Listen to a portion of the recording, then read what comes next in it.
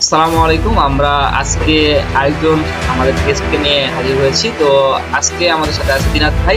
দিনাত ভাই, আপনি কেমন আছেন? অনেক ভালো আছি।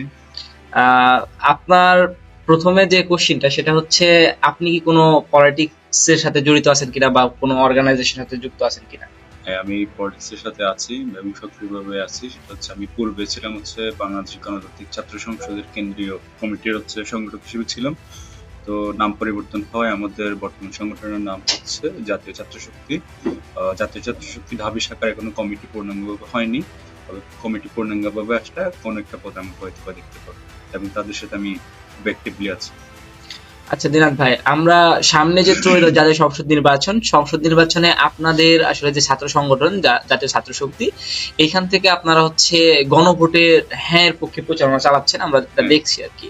তো আপনার আসলে গণভোট নিয়ে মানে মতামতটা কি বা অপিনিয়নটা কি? আপনি কি হচ্ছে গণভোটে হ্যাঁ এর পক্ষে কেন আপনারা, বা না তে কেন না? আচ্ছা। প্রথম কথা দেশবাসীকে যেটা বলবো সেটা হচ্ছে অবশ্যই গণভোটে হ্যাঁ আমাদের দিতে হবে।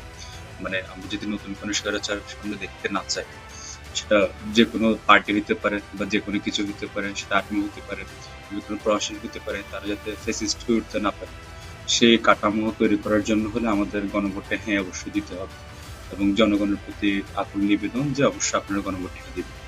তো এখন আমরা যেটা আসবো সেটা হচ্ছে আমাদের ছাত্র সংগঠন বা আমাদের মাদার পার্টি কেন গণভোটে হ্যাঁ নিয়ে এত জোর প্রচারণা চালাচ্ছে। তো বিগত সরকারের আমলে আমরা যেটা দেখছি যে একজন প্রধানমন্ত্রী একই সাথে একটি দলের প্রধান থাকেন এবং একই সাথে পুরো একটি রাষ্ট্রের কাঠামোর প্রধান থাকেন। তো তার হাতে মোটামুটি সবকিছু নিয়ন্ত্রণভার থাকে, যেমন সে রাষ্ট্রপতি হইতে পারে, এটা বিচারপতি হইতে পারে, ইভেন বিভিন্ন স্কুল কলেজের শিক্ষক থেকে শুরু করে অধ্যক্ষ থেকে শুরু করে সকল কিছুই একজন প্রধানমন্ত্রীর হাতেই সবকিছু হইতো। তো তার হাতে এত বিপুল পরিমাণে একটা ক্ষমতা তুলে দেওয়া মানে হচ্ছে একটা ফ্যাসিস্ট হওয়ার মানে নমুনা।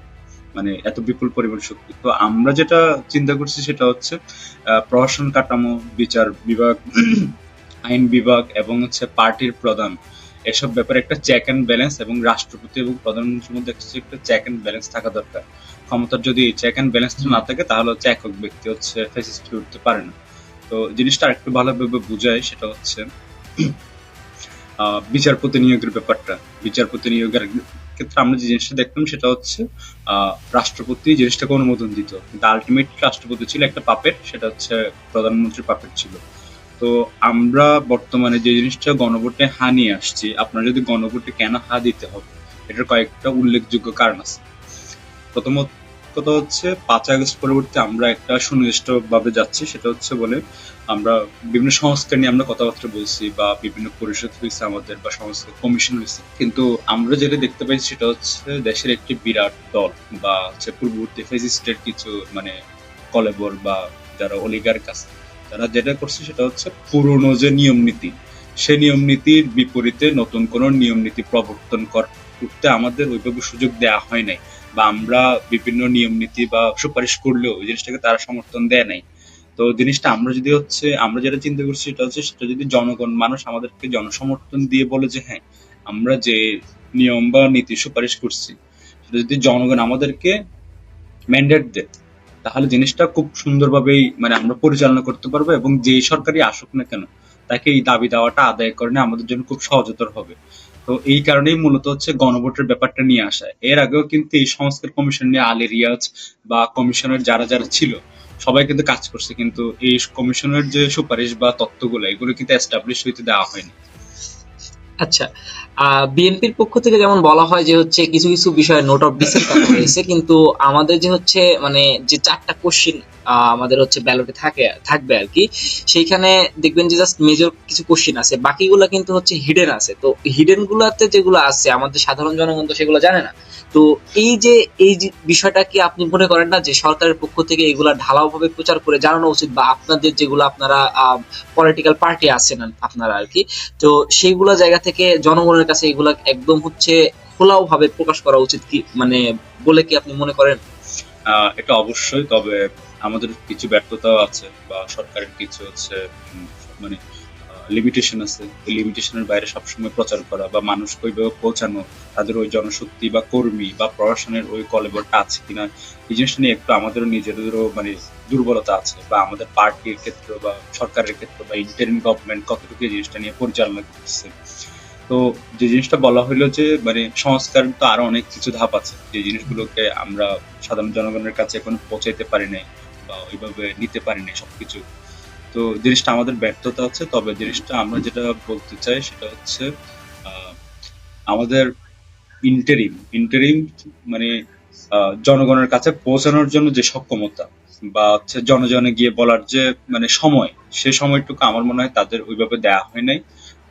যার দরুন আমরা মূলত হচ্ছে মূল যে জিনিসগুলো সেগুলোকে ফোকাস করেই বাকি জিনিসগুলোকে মানে যদি এই যে মূল জিনিসগুলোকে আমরা সংস্কারে আওতায় আনতে পারি, তাহলে হচ্ছে বাকি জিনিসগুলো আশা করি মানে জনগণ সমর্থন দিবে।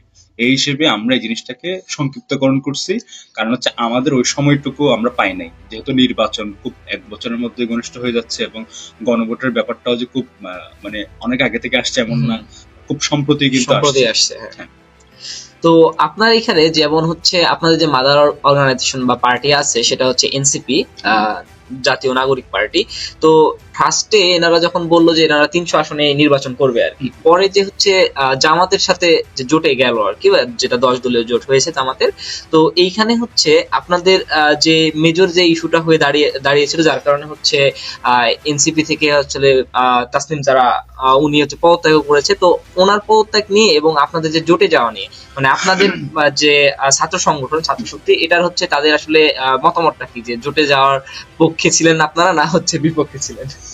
আচ্ছা, এখানে মানে এজ এ মানে ব্যক্তিগত আর একটা হচ্ছে সাংগঠনিক মতামত বা সাংগঠনিক সিদ্ধান্ত, দুটার মধ্যে কিন্তু বেশ বিস্তর তফাৎ থাকে। হ্যাঁ, মানে একটা অবশ্যই। সংগঠনের কর্মী সবসময় যেটা চিন্তা করে, সংগঠন যে সে সিদ্ধান্ত নিবে বা সেই ছাত্র সংগঠন যে সেই মতামতকে ব্যক্ত করবে, জিনিসটা এমন না। তো এটা জোটে যাওয়া বা জোটে না যাওয়ার ব্যাপারে আমাদের নিজেদের কিছু মতামত ছিল, সেটা ইন্ডিভিজুয়াল এক এক রকম আলাপ ছিল, বা আমার একটা পার্সপেক্টিভ থাকতে পারে, বা অন্য সংগঠনের আরো যারা আছে তাদের একটা পার্সপেক্টিভ থাকতে পারে। তো আমরা মূলত আমরা যে জিনিসটা দেখতে পাইছি সেটা হচ্ছে এনসিপি বা আমাদের মাদার সংগঠনের একটা পোর্শন ছিল হচ্ছে বিএনপিতে জোট করার পক্ষে, আর একটা পোর্শন ছিল হচ্ছে জামাতে জোট করার পক্ষে। তো আমরা প্রথমত যে জিনিসটা দেখতে পেয়েছি সেটা হচ্ছে মানে যেই জোটে গেলে আমাদের সর্বোচ্চ আসন পাওয়া সম্ভব, বা হচ্ছে সংসদে একটা মানে খুব বড় সংখ্যক বা সাপোর্ট আমরা পাইতে পারি, এই জিনিসটাকে ব্যক্ত করে জিনিসটা মানে দলীয় প্রধান নাহিদ ভাই যে জিনিসটা সিদ্ধান্তটা নিয়েছে, আমরা ওই জিনিসটার উপর অটল আছি।